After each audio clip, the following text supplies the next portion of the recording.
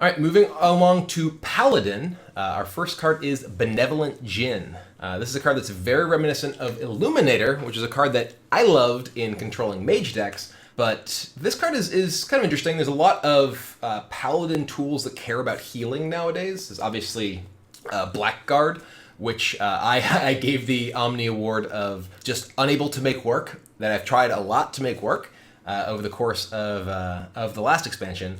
But with more tools like this, I can imagine potentially having ways to ensure that you're actually getting heals when you play your Blackguard and you potentially get those triggers. So I do think that this card has potential. It can maybe go into actually just a defensive elemental Paladin deck because it does have an elemental tag on it.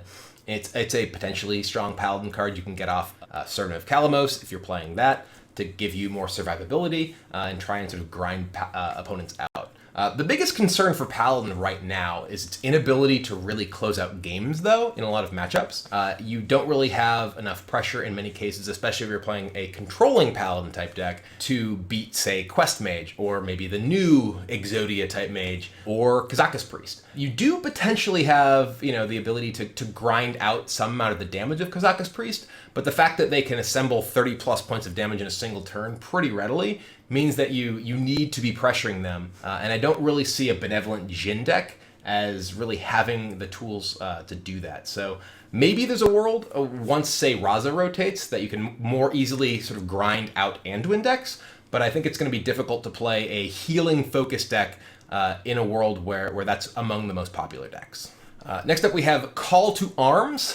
This, I think, is potentially one of the more powerful cards in the set. Even if you just play this with your only cheap minions being like loot hoarders and things like that, this is thinning out your deck and potentially getting you board presence and then drawing you cards. To say nothing of how powerful it is when you just ignore the drawbacks on Battlecry minions like Mailhouse or Dirty Rat. I think this is a very, very, very strong card. Perhaps the most powerful Paladin card in the set. It has just a lot of different ways you can use it. I was thinking about using it as sort of like a deck thinning / drawback ignoring tool. Firebat and Zalay brought up the possibility of using this in control deck to get a Dirty Rat and a Doomsayer to protect your Dirty Rat. And also sort of helping thin through your deck if you're, say, playing a combo deck that's looking to use the Uther, one turn kill or whatever. You can potentially be thinning those cards out of your deck, getting you closer to the specific cards you need. I think that it's definitely potentially just a very, very powerful card. And if we are in a world where there's lots of people playing the new sort of Exodia style mage deck, playing Dirty Rat in your deck is just generally a good thing to be doing. So I'm really, really excited for this card. The fact that you can get Dirty Rat, Millhouse, and frankly, in a world where tons of people are playing decks like Tempo Rogue, you're going to Millhouse someone. We were talking about the average cost of spells in a Tempo Rogue deck. It's 0. So even if you draw your Millhouse, in some matchups, it's not even that bad. Maybe you play this in a deck where your only cheap things are like charge minions, like Bluegills, and you like War Leader, Bluegill, like a bunch of stuff. I don't know. But there's a lot of possible options with this card. Lots of different ways you can use it, and I'm sure we're going to see a lot of it in the metagame for the new expansion. Lots of people experimenting with a ton of different ways to use it. I'm super excited to try and build around it, and I'm curious to see what other people do with it too. Next up, we have Crystal Lion, a 5/5 Divine Shield for 6, costs 1 less for each Silverhand recruit you control. I've seen some people compare this to Thing from Below, but I don't really think this is anything like Thing from Below. Thing from Below is a card that you incrementally discount as the game goes on, and then eventually have the opportunity to pretty easily play for free. But it's board agnostic. You can play it in kind of a controlling style of deck that's looking to remove the board and eventually get this big tempo swing. Crystal Lion requires you to actually have the Silverhand recruits in play in order to get the discount. So this kind of is a card that adds to your explosive turns with Silverhand recruits already. I'm still just unconvinced that we're going to see a reasonable Silverhand recruit style deck because there's just too much area of effect and too many ways to punish small minions right now. Whether it's the popularity of even just Spirit Lash with Shadow Visions and such in Priest, Wild Pyromancers in those decks, but most importantly, there's just Spreading Plague. Spreading Plague makes trying to play a go wide recruit style deck especially when it's in the same deck as like Primordial Drakes and Swipes. Just very, very difficult. So I think this is a card that does potentially have a lot of power. I can maybe imagine playing this in a deck in Wild, but generally, when you're playing a dude-based deck, you want to get out your dudes and then buff your dudes if they survive. You don't want to play something that requires you to have dudes and then does not itself have an immediate impact on the board. Maybe if this had Taunt or something, it would be more attractive because then it could do something to like protect your dudes. Maybe you're just playing this in a normal type of deck that just happens to have a little bit of extra dude generation, like Lost in the Jungle or Vine Cleaver or something, and then you're just getting a slightly more efficient minion here, because a 5/5 Divine Shield is pretty powerful, but it's going to be difficult to come into your turn with multiple dudes in a lot of matchups. And this just kind of runs into Spreading Plagues, just kind of runs into a lot of the effects that are already good against your dude deck. So I'm not really seeing this as being a super powerful card, but any cost reduction effect is always something you want to pay attention to, because getting free minions or cheap minions, overstated minions for less than their cost, is something that is a centerpiece of a lot of powerful decks. I just don't see dude-based decks really having the power in the metagame right now to really support playing this card. Next up, we have Gulch Jailer, which is obviously another dude paladin-focused card. Similarly, I still very much question whether a dude paladin deck is really going to have what it takes to be competitive in Standard, in large part because the dudes themselves are so vulnerable to so many things that already are popular, to say nothing of Dusk Breaker, which is going to be clearly a pretty big card in the metagame following this expansion. Gulch Jailer is also vulnerable to Potion of Madness, which is another very popular card in the metagame right now. But I do think that if you are playing a dude deck, this is a card that is, I think, stronger than it looks, because it enables you to potentially play out your recruits in an individual turn and then use your buffs, rather than having to just sort of incrementally get them out with individual effects. Being able to ensure that you have these minions to play with maybe your Lion or with Lightfuse Stegodon or Level Up. Just lots of cards that you're very happy to have the more control over when you actually deploy your recruits than normally you would have from playing either your hero power or things like Stand Against Darkness. So if the dude deck is good, I do think that this card is going to be a reasonably powerful inclusion in it, because it gives you just better control of your dudes, but I don't really think that you're going to see that in play in Standard. Next up, we have the Lesser Pearl Spellstone, which is a 2-cost spell that summons a 2/2 Spirit with Taunt and requires restoring 3 health to upgrade. The upgraded versions are a 4/4 and a 6/6. Both with Taunt. I think that this card, when upgraded, is clearly quite powerful. Getting a 4/4 or a 6/6 with Taunt specifically for 2 mana is very strong at potentially both protecting you or putting pressure on your opponent.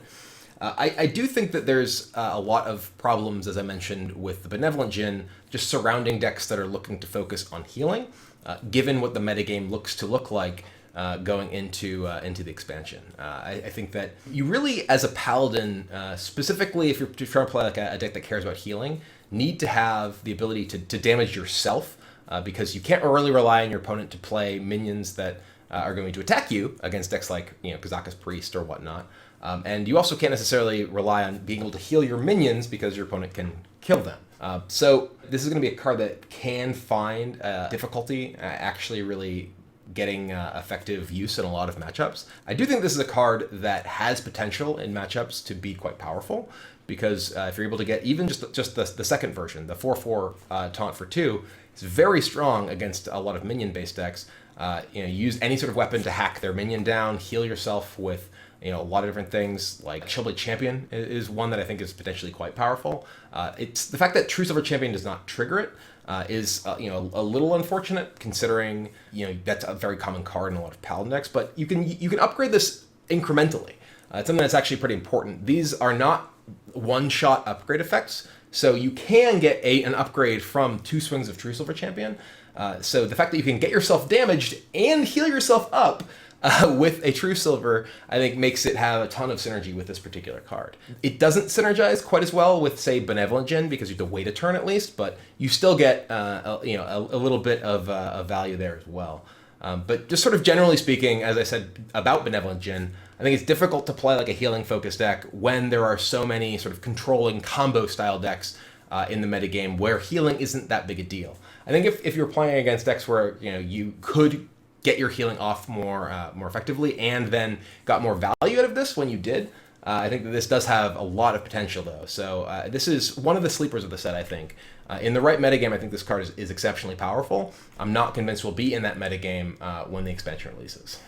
Next up, we have Level Up, which is obviously the Quartermaster impersonation. Basically, you get +2/+2 in your recruits and Taunt rather than getting a 2/5 body. Taunt on your recruits is kind of meh, I think, compared to the Quartermaster body, though there's a lot of room for a card to be worse than Quartermaster and potentially still be good, because Quartermaster was extremely powerful in Paladin decks when it was around. But a lot of what made Paladin and with Quartermaster powerful was the existence of Muster for Battle. And without the easy sort of curve of Muster for Battle coin Quartermaster or just Muster for Battle Quartermaster, I think it's harder for a card like this to be powerful. Similarly, I think that we exist in a metagame where the 1/1 minions are worse because of cards like Spreading Plague, and the 3/3 minions are worse because of cards like Dusk Breaker, Dragonfire Potion. So I think that this is not nearly positioned as well as Quartermaster was, and is a worse card than Quartermaster, and has less support than Quartermaster, because you don't have anything nearly as powerful as Muster for Battle. So again, I'm just really skeptical of the possibility of the Dude Paladin deck being especially effective, simply because there are so many strong tools against it, and I don't really feel like you're getting all that much of an upside for keeping your dudes around, spending so many cards, making dudes, and being so vulnerable to so many other cards in the metagame. So not really convinced that Level Up will be good, just because I don't think that the Dude Paladin deck will be good. Next up, we have Lanisha Sun Sorrow, which is the Galvadon legendary in the set. I saw a lot of people talk about this just with like Spikeridge Seed. And they're like, oh, even if you just play Spikeridge Seed, you just get a minion with a Spikeridge Seed on it. The problem is casting Spikeridge Seed in the first place. And this is like only better than hero powering and actually playing a Spikeridge Steed if you've already cast a Spikeridge Steed. Obviously, like the mana cost is slightly different, but I think that this is a difficult card to like make work in the real world. It obviously has potential awesome highlight reel moments where you get tons of powerful buffs cast on an individual minion. But the problem is that you have to have gotten to the point where you cast all those buffs on other minions. I obviously am the world's biggest Galvadon fan, but I think that what that deck needs is not like another big late game payoff to playing a bunch of buffs, but ways to be able to more consistently land those buffs. We've seen some stuff, but I actually think that I'd rather have Silent Knight than any other card for buff Paladin. Your concern is more just actually being able to have something that you can connect your buffs on, rather than big payoffs when you get there. So I do think that this is a card that will potentially see play if you are playing a Galvadon, like a buff heavy deck. But I don't think that this is a card that's like the go-to for okay, well, this makes me want to play that deck. It's just like another big late game thing that you can add to it. Did I not see the reveal stream? She's amazing. Well, I did see the reveal stream, and when neither player does anything for a million turns, you get to cast tons of buffs. Yes, it's a powerful card. All right, well, this is a much more impressive card for a buff Paladin deck. Potion of Heroism.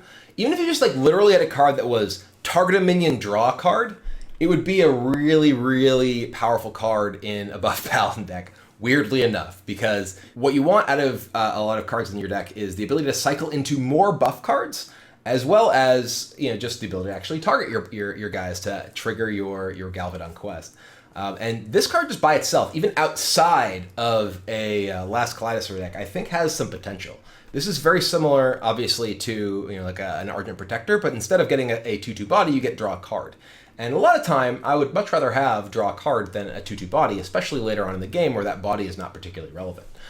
This card gives you any kind of like mid-game trade, extremely profitable. You're able to, if you have just like the same size guy as your opponent, just Divine Shield it, kill your guy. One card that I have actually been thinking about possibly playing in my Galvadon decks, I was talking a little bit more about Silent Knight just a moment ago, is Jungle Panther. because much like Silent Knight, you know, you just being able to play a stealth guy on 3 to be able to cast your buffs on 4, like Blessing of Kings or Silvermoon Portal, this is actually a pretty powerful card with something like a Jungle Panther, because it's very likely to be able to trade into whatever your opponent plays, and with the Divine Shield from Potion of Heroism, not die. Being able to play this on like just any like mid-sized minion with like a Blessing of Might, and not be down cards like you would be with Hand of Protection, you know, get your value trade essentially with the Divine Shield, puts you in a pretty strong position. I think this is a very, very strong card that may be sort of like the thing that makes a buff Paladin deck kind of go from being absolutely horrifically unplayable to maybe okay, because this card is just that good by itself. This is Unidentified Maul, so every version of this is a 3-cost 2/2 weapon, which by itself is kind of meh. You know, I think that you're gonna find most minions these days are not like 2 health minions. They're mostly like 3 health minions. You're gonna see lots of 2/3s for 2 and 3/3s for 3, things like that.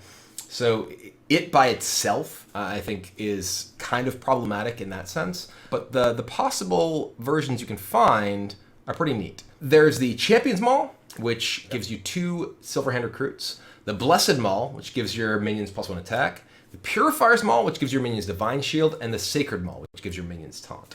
So obviously, this is a card that you're going to want to play in a pretty minion-centric deck in order to take advantage of most of the different effects. I think pretty clearly the worst of them is the Sacred Maul. Giving your minions Taunt has relatively low impact compared to giving them Divine Shield, or getting extra minions, or buffering your minions on board, especially because you obviously are playing this on your turn, so you can much more readily take advantage of the Divine Shields and things like that. I do think that this is, you know, a card that could maybe find a home if you do play, say, Dude Paladin, because a lot of the options, like the +1 attack, make recruits, and Divine Shield are potentially strong for a deck that is looking to play a bunch of guys. But overall, I think that the fact that the weapon itself is going to be hard-pressed to find efficient attacks is kind of problematic. So I don't expect to see a lot of this card, especially considering there is sort of the dud version of Sacred Maul, which if you are playing a Dude Paladin type deck, is really going to be a pretty big disappointment in most matchups. So I don't really think Unidentified Maul really has quite what it takes to make it over the hump of competitive play. And last, but certainly not least for Paladin, is Val'anyr, the legendary weapon, which is a 6-cost 4/2 with Deathrattle. Give a minion in your hand +4/+2. When it dies, equip this. So basically, you swing your little hammer here, and then you hand it off to your pal. And I think this card is quite powerful. The worst part of this card is actually when you play it up front. You know, you have to pay 6 mana and you get a 4/2 weapon. That's relatively weak. You're going to be hard-pressed to really get efficient trades with your 4-power weapon on like turn 6 against a lot of stuff. But once you actually trigger it and you get like the buffs on things, it starts to get, I think, pretty impressive, because there's a lot of minions that you can buff, especially in your hand, that can be pretty powerful. I think this card is at its best in a deck that has things like Chillblade Champion, potentially just Argent Commander. Obviously, it's powerful with any sort of multi-minion thing like Doppelgangster or Serenite Chain Gang. I can see this as being kind of like a hand buff type of card, because you have lots of minions that care about buffs. This is, you know, another way to potentially buff those minions, and obviously you have a lot of cross-section of stuff that you want to play in that style of deck with things that are good with Val'anyr itself. But I do think that, you know, the fact that, like, in order to get this sort of buff chain going with Val'anyr, you have to swing a 4-attack weapon that costs 6 mana twice. And that's like a pretty high cost in a lot of matchups. You know, you're not going to be killing many things when you play a 6-cost weapon that has 4 attack on like turn 5 or 6. Maybe you're just like swinging this to your opponent's face, but spending 6 mana to just do a bunch of damage to your opponent's face is like not that great in a lot of matchups. So I'm skeptical on this card. I'm definitely going to try it in hand buff Paladin, because there's, like I mentioned, a lot of payoff for landing this on a lot of different hand buff minions. But I do think it might be just a little bit too slow to actually be good. Next up, we have Priest, and we are starting with the Priest legendary weapon of Dragon Soul. This was obviously one of the cards that I was really excited about when it was revealed, just because, A, it's a priest card. I do like a lot of priests. And B, it makes dragons. So clearly just the best card in the set. But no, I actually don't think this card seems that powerful in a lot of decks. It's obviously quite strong if you are able to just continue to chain a bunch of different spells. I think that this is probably at its best in like a Radiant Elemental, Shadow Visions, like Purify Priest type deck as kind of an alternate win condition type of thing. I don't think this card feels like it's good in just like a typical Priest deck because you have to spend 3 mana and do nothing, which in a lot of like, say, Kazaka's Priest deck, it doesn't draw a card, it doesn't actually advance your game plan by itself. I don't really feel like you need like this alternate like power in that style of deck. And in like Dragon Priest, yes, sometimes you have like Shadow Visions going on that you can like Shadow Visions up, like various cheap spells, keep playing them. But that's kind of like the exception rather than the rule. Your deck isn't particularly spell focused, so I feel like this card is kind of out of place there. So I'm not really entirely sure where this card goes in terms of existing decks in the metagame, other than maybe just a card in like a Silence Priest type deck. Maybe there's like a traditional Control Priest that this card is strong in, where you just want to be playing a bunch of spells with like Priest of the Feast, Lyra, whatever, rather than playing an Anduin deck. But I'm really skeptical that you want to play a deck that isn't just Raza Anduin if you're doing that kind of shell. So I don't know that this has a home right now. I do feel like the upside of the card is pretty high. If you play this and just are able to cycle through a few cheap spells, obviously getting a 5/5 dragon is like a pretty decent payoff, but at best, like being able to play a ton of spells and make a board full of dragons that are immune to Dragonfire Potion and thus not that easy to clear is pretty sweet. So I don't know that this card will have like a home immediately, but I will certainly try to make it a home in the future at least. Next up, we have Dusk Breaker, which may very well be just the most powerful card in the set. Dusk Breaker, a 3/3 dragon for 4 that if you're holding a dragon, deal 3 damage to all of your minions. This is obviously just an extremely powerful card. Very strong against any kind of tempo-based minion deck. Obviously a card that can totally swing games against tempo rogue or zoo style decks if you are playing enough dragons to support this.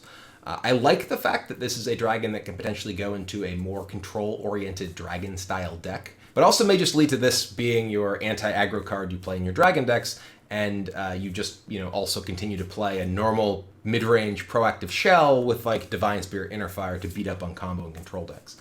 So regardless of where this finds a home, as long as there's enough dragon support, it will be extremely powerful against minion decks, and will likely be metagame defining for the duration of its time in the format, as long as there are enough other dragons to support it. Next up, we have Lesser Diamond Spellstone, which resurrects 2 different minions for 7, and you have to cast 4 spells to upgrade this. So this is a pretty powerful card just on its first level, as long as you're playing a deck like Big Priest and only really have big minions to resurrect, and then upgrades to resurrect 3 and resurrect 4 different friendly minions. I think this is actually one of the cards that may help keep Big Priest relevant and really make it more powerful in a lot of matchups where it has been weak or could struggle.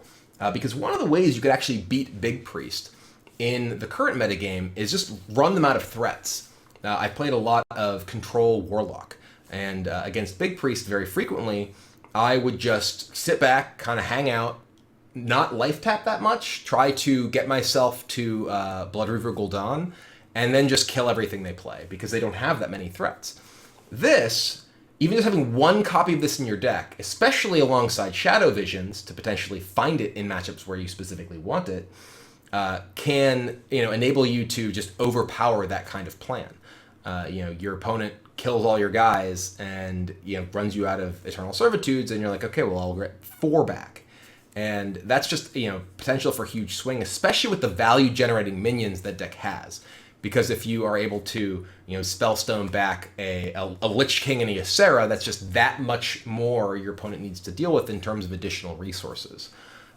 This card I think is also extremely powerful against like any kind of controlling deck that's trying to kill your stuff. Not just if they're playing like a pure grind you out plan, But if they're, trying to, just kill things individually, if they aren't like a Twisting Nether type deck, being able to play out, 4 things in a single turn is also just extremely strong. So I don't think this is going to be a card that you see like a ton of in decks. I doubt this will be like a 2 of in big priest type decks, but they obviously have a lot of room for spells, obviously cast a lot of spells, and with Shadow Visions can have a lot of access to even a single copy of this. So I do think this will be a very, very powerful card in those decks moving forward. Next up, we have Psionic Probe, which is a pretty weird card. It's kind of like a Mind Vision, but it's a Mind Vision that does not come from their hand and guarantees you get a spell. This is obviously a card that can work well in like a Dragon Soul deck. I was talking about, I don't know if Dragon Soul has a home. Maybe there is a cheap spell deck that uses Psionic Probe to try to keep the Dragon Soul chain going. Obviously works quite well with Lyra, Radiant Elemental, those sort of chains as well. I don't know that you're going to have really justification to play a deck built around stuff like that rather than playing Kazakus Raza style priest or Dragon style priest, especially with the new powerful tools for those decks. But as I mentioned a number of times already, it's important to look at the potential for these things moving forward as well. We're going to be getting rid of some of the cards that are quite powerful in the Kazakus and Win decks. Obviously Raza itself and Kazakus are going to be going away with next season's rotation, so maybe we'll see spell-based Radiant Elemental Lyra decks become sort of the focus. Maybe that this is a tool that goes into those to maximize the power of those cards in Dragon Soul, etc. So obviously it's also potentially just like a funky meme card. The fact that unlike Mind Vision, it guarantees you something that's more likely to be useful for your deck. A lot of times when you're playing like stealing cards in Priest, you get like a random garbage small minion or something like that, and it would be totally useless to you. But this getting you a spell, for something like Yogg-Saron or Arcane Giant, it guarantees you get sort of more acceleration toward those sort of effects. So I think it's kind of an interesting card, and it's certainly not super powerful against like Tempo Rogue is the most popular deck right now. But, stealing your opponent's spells against Jade Druid is much better than stealing a random card from their deck, because you're more likely to get something like a Nourish or Wild Growth or Ultimate Infestation than you are like a random Jade Spirit. Though, of course, you could still end up getting Jade Idol, and that's still pretty terrible. Next up, we have Psychic Scream, which is, much like Dusk Breaker, I think one of the most powerful cards in the set. And it's sort of scary to be saying that about 2 cards in the class that is already among, if not the most powerful class in the game. This card is just super powerful. The obvious comparison is Twisting Nether, which costs more, but doesn't shuffle the minions into your opponent's deck. Shuffling the minions into your opponent's deck is a good thing against Deathrattles, which it will prevent, if your opponent has Spikeridge Steed or Tyrion or whatever, you just get around those Deathrattle effects. It is worse than Twisting Nether if you are playing a fatigue game.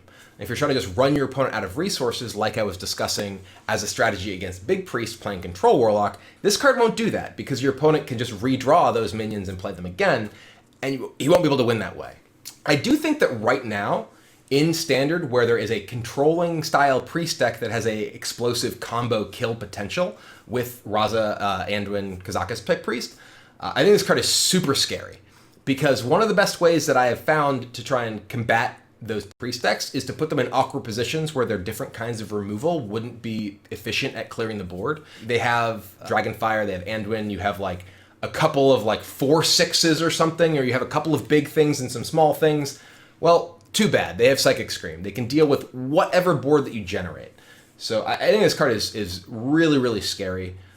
It's also really powerful against like Jade, because no matter how big they make a bunch of their minions, you can get rid of them, and you can also put really inefficient cards in their deck. You're playing against Jade Druid, and you end up shuffling like Scarabs from Spreading Plague and a bunch of like 8 and 9 mana 8/8s and 9/9s in their deck. That's really bad for them.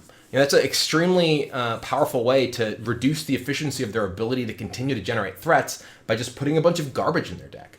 So I just think this card is nuts. It's super, super strong, and we'll see a ton of competitive play.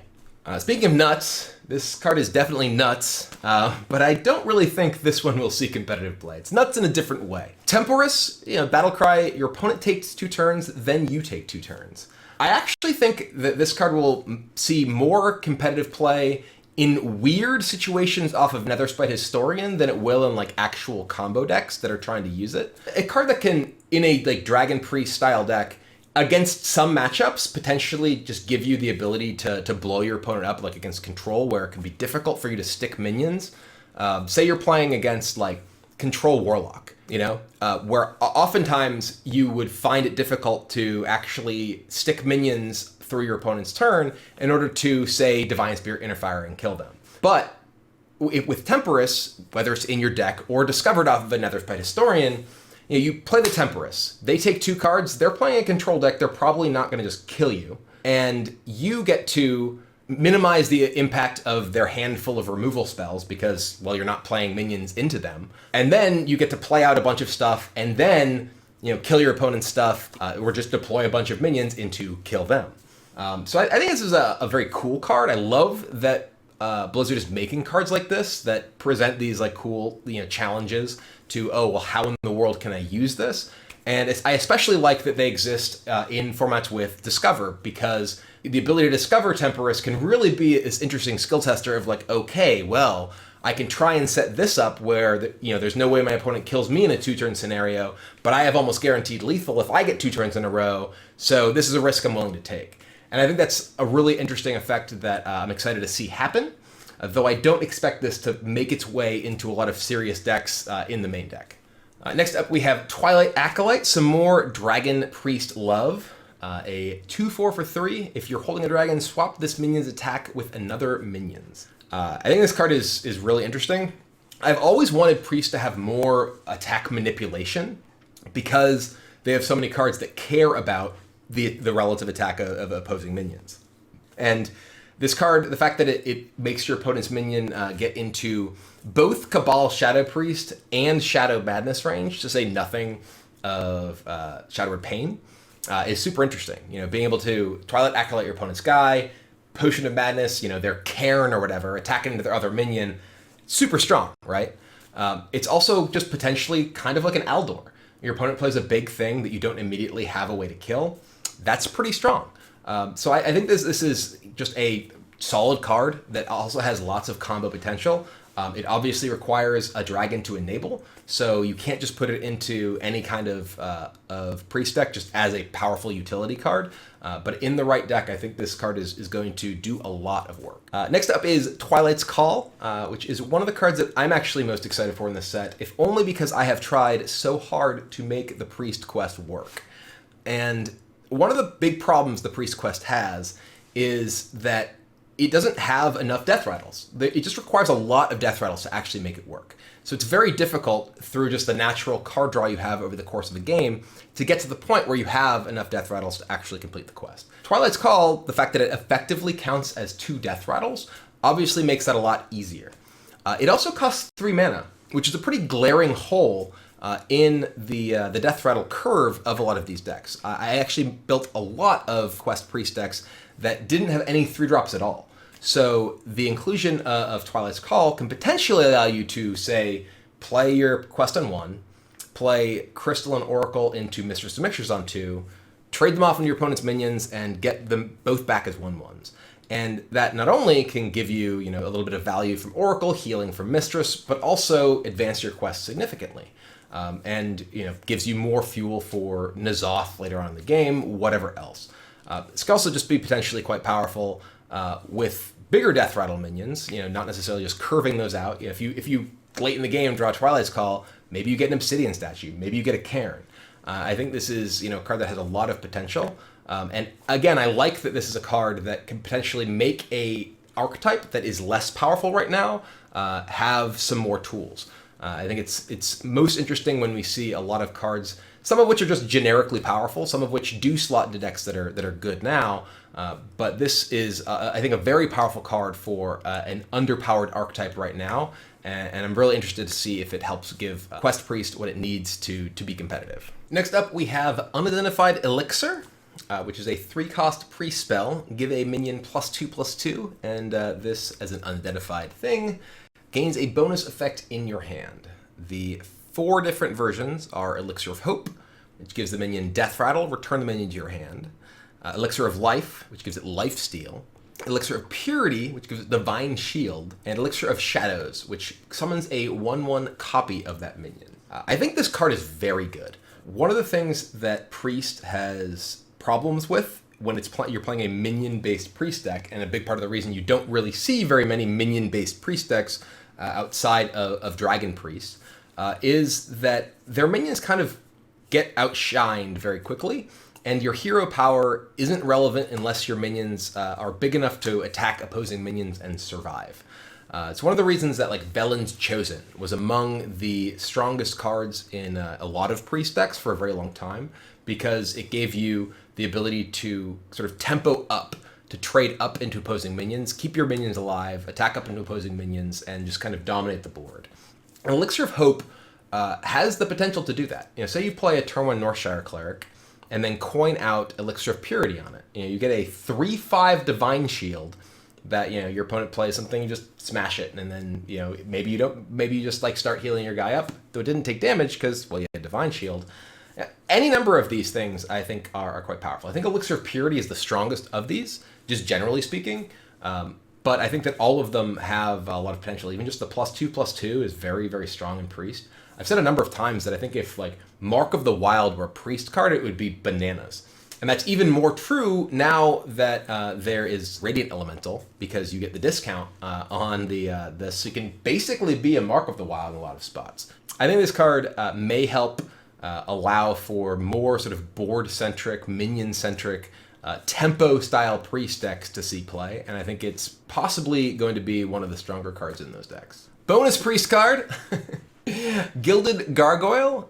Speaking of Deathrattle minions and 3-cost Deathrattle minions, a 3-cost 2/2 with Deathrattle, add a coin to your hand. This is a pretty interesting card for a number of reasons. One, as I mentioned, there's not really many things to play like on curve if you are playing a Deathrattle focused deck. And also, the fact that you get a coin can allow you to accelerate out other big things, which can be very valuable if you're trying to coin out an Obsidian statue, which is something that comes up pretty often in the Quest Priest deck. It also can potentially combine well with Dragon Soul, giving you extra coins that can help you accelerate out extra dragons quickly. And maybe it works well with the Twilights Call in terms of giving you a bunch of coins that you can use effectively to power your various big minions out, or use with Dragon Soul, Lyra type cards, etc., etc., etc. So it is very vulnerable to Potion of Madness. If your opponent Potion of Madness this, you are super sad. But if you're playing a Deathrattle Priest deck, there are a lot of good targets for Potion of Madness with like Crystalline Oracle and such already. So I don't know that that's necessarily a huge concern. The fact that it is a pretty poor tempo card by itself can be a little bit an issue in some matchups, but you can make up for that by allowing yourself to accelerate out big defensive tools later on. So I do think this card actually has quite a bit of potential in a Deathrattle-focused Priest deck. All right, next up we have Rogue, and we are starting with Cavern Shiny Finder, which is a 2-cost 3/1 with Battlecry, draw a weapon from your deck. This is actually a pretty strong card. It's a 2-cost 1 health minion, which does mean it's quite vulnerable to patches or ping. But being able to essentially find any weapon in your deck that you want, if you're playing only a single weapon, which we'll get to a really good one pretty soon, or just be able to find weapon for value in a lot of matchups, I think is actually quite good. We've seen some weapon-style rogue decks have some success, just using various weapon buffs and weapon synergy type things, and I think that it's been on the cusp of being a very powerful archetype for a while now, and I think that this card can help facilitate the power of that kind of deck. So I do think this has some potential to see play in a very particular narrow archetype, which I do think has a lot of powerful tools. Next up we have Cheat Death. I think that the Rogue's secrets in this set are cool. I think Rogue should have, had secrets from the beginning, but obviously ended up getting moved to Paladin for design space reasons, for those of you who have heard the tell of the design tales, stories, whatever, of Hearthstone's past. This is, an interesting card if you're playing a deck that has a lot of like Battlecry type minions. You play this and Shadow Step. If your opponent doesn't kill it, well, you can bounce it with like Shadow Step or Shadowcaster it, whatever. If they do kill it, well, you get it back with Cheat Death. I'm not really convinced that this is a card that's quite powerful enough for competitive play. Maybe it is. Maybe you play this in like a Miracle Rogue deck.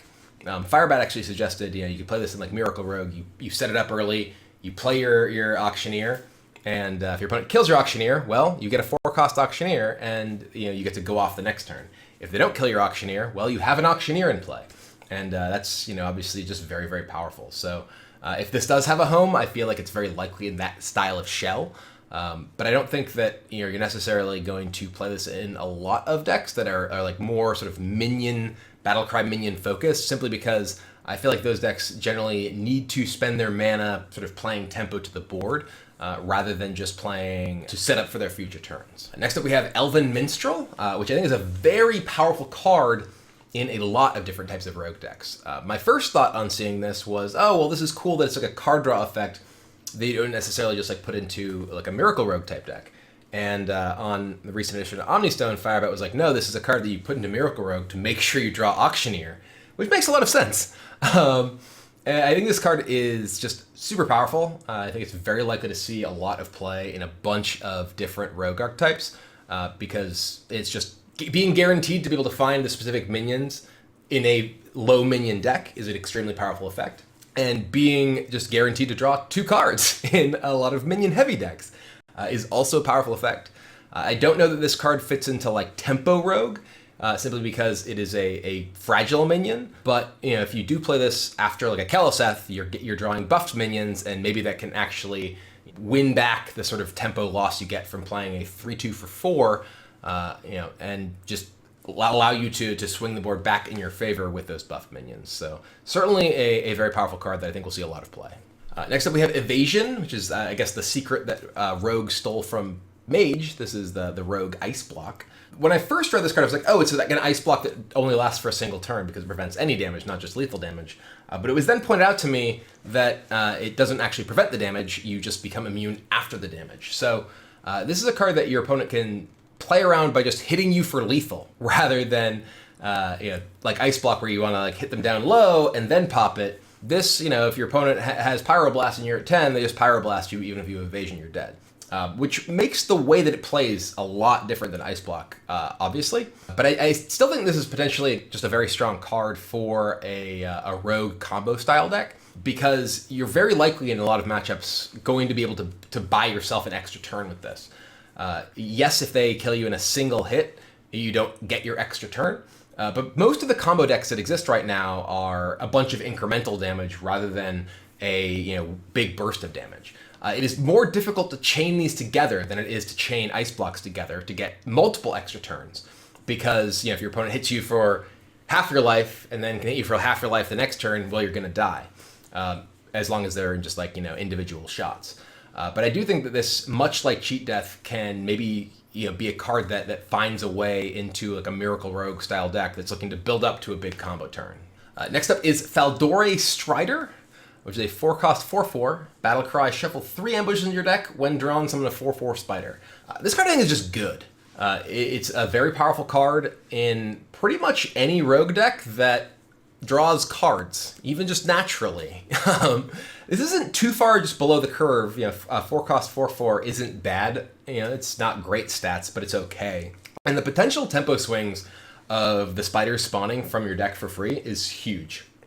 This card I think is at its best in a deck that draws a lot of cards, because you can accelerate yourself toward the ambushes and be more likely to get the tempo value of those ambushes quickly. But I think it can be just strong in any kind of rogue deck. If you're playing like a tempo rogue style deck with Bone Mare, you have a chance, even if your opponent clears your board, to just have a 4/4 in play that they weren't anticipating. The fact that they are specifically 4/4s is also pretty strong, because if you sort of accidentally make a big board, at least it doesn't die to Shadow Reaper Anduin in the later stages of the game. And the individual minions, including this one, are pretty difficult for a lot of opponents' removals to deal with. It's also a pretty strong card to bounce. If you Shadow Step this, you just get more 4/4s in your deck that you can potentially draw. So I think this is a card that has so many places that it can find a home in rogue decks. I think it's just a powerful card, and I think it will see a lot of play. Blade Flurry died for this. I've seen so many people Talk about how, Blizzard hasn't printed any of those fabled rogue weapons that the design space was closed off on due to the existence of Blade Flurry. Well, this is it. This is the card that is the reason you can't have nice things, assuming you think Blade Flurry is a nice thing. This card is really powerful. I talked a little bit about how there were already, sort of weapon rogue type decks that we're seeing play. This plus Deadly Poison, you not only have your original Deadly Poison weapon, but you then just keep getting back a 3/3 weapon for 1 until you draw your next Deadly Poison, and then it gets even more powerful. This card is just really good, and I think that may cause weapon rogue style decks to just have a lot of power. I can even imagine playing this as your only weapon and playing the Shiny Finder that we talked about originally to guarantee that you pretty much always find your Kingsbane in a game, and then play Deadly Poison and Leeching Poison, all the buffs that you can find, and just hack away at your opponent's life and their minions. You can even play this with Southsea Squidface, the 4/4 pirate that has Deathrattle, give your weapon +2 attack. You just get even more buffs on your weapon, and later in the game you could potentially just hit your opponent for an enormous amount of damage with your 1-cost weapon. You can just keep hacking away with it. And if you have Leeching Poison, you give it Lifesteal, that's just really good. So I think this card potentially opens up an entirely new archetype of weapon buff rogue that with Shiny Finder can have consistency in drawing your individual legendary and just has a lot of powerful tools. You could Doomerang this. You just get so much value out of it. I think this card has tons of potential and may just spawn an entire deck of its own. Next up we have Kobolds Illusionist, a 4-cost 3/3 with Deathrattle, summon a 1/1 copy of a minion from your hand. I think this card is potentially at its best in a Deathrattle type rogue deck where you are able to just keep spawning more Deathrattle things that you care most about their Deathrattle. This itself, you spawn a Kobold Illusionist, you just you go infinite, you keep chaining spell. It doesn't actually work that way really, but unless you only have Kobold Illusionists. But I do think that Deathrattle Rogue has some interesting powerful tools in some previous sets as well as in this one, including the Kobold Illusionist. By itself, the stats are pretty medium. 3/3 for 4 is weak, but you're kind of getting 4/4 because you're getting the 1/1 body, and if that 1/1 body has a powerful Deathrattle of its own, that can be extremely strong. You could potentially even have enough Deathrattles to legitimately play Roll the Bones. And maybe actually build up to the Spellstone, which we're going to get to momentarily. But I think by itself, this card doesn't actually have a lot of power behind it. But I think in the right deck, where you are getting powerful triggers from this Deathrattle of other powerful Deathrattle minions, I think this card can have a lot of potential. Speaking of Deathrattle cards and the Spellstone, the Lesser Onyx Spellstone, 5-cost spell, destroy 1 random enemy minion. This is one of the Spellstones that the upfront version is pretty weak. 5-cost destroy a random enemy minion in a lot of situations is very poor. Though there are certainly situations where just kill your opponent's one guy is totally fine. This is a deadly shot, and deadly shot's okay in a lot of board states. But this card powers up by playing 3 Deathrattle cards. Note that this is Deathrattle cards, not Deathrattle minions, so I believe the weapon will count for it. And the upgrade just increases the number of enemy minions this kills. This is a really powerful card once it gets upgraded. Being able to kill, say, your opponent's Bone Mare and the minion they Bone Mared for 5 mana is a pretty huge board swing at that stage of the game. Being able to wipe out your opponent's Scalebane, the minion it buffed, just 1 upgrade on this I think is really strong. But 3 is a lot of Deathrattle minions to play.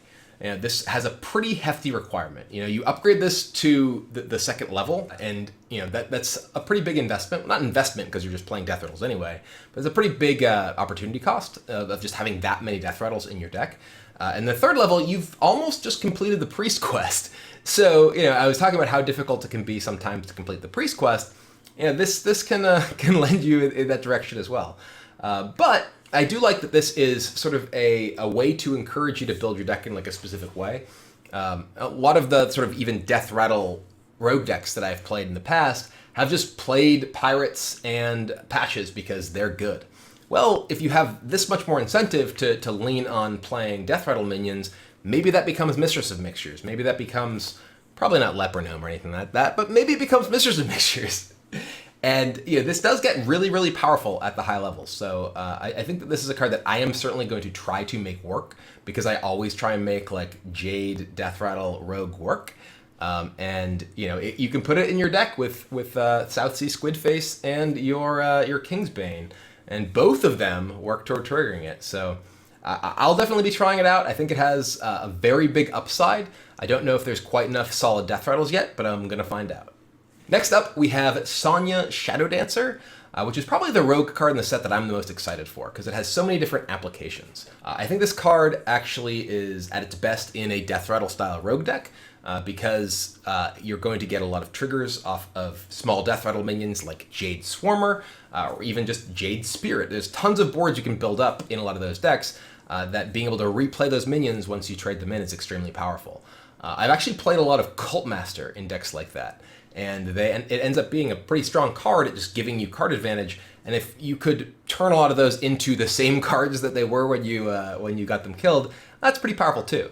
Being able to trade in Jade Swarmer, Jade Spirit, be able to trade in Vile Spine Slayer, lots of like high value cards that you can end up getting a lot of additional effectiveness from when you get these copies. Also happens to work well by itself with Cult Master. If you just keep getting small minions, maybe you have a package of these want my minions to die to get additional value, other minions in your deck. So also works extremely well with just Battlecry minions. Works well with Bone Mare, works just well with pretty much anything. This is a card that has a lot of different ways that you can use it, that I think are really exciting. So I am super looking forward to playing Sonya in a lot of my different decks. And last up in Rogue is Sudden Betrayal, which is another of the Rogue secrets. When a minion attacks your hero, instead it attacks one of its neighbors. I think this is a potentially pretty interesting card for a more controlling spell-based Rogue deck to keep yourself alive against opposing early game minions. A lot of the times you'll have opponents who have minions that are pretty similarly sized that will just end up killing one another, or just late in the game, your opponent attacks you with a big thing. It ends up running into one of their other things that mid to big size ends up killing it.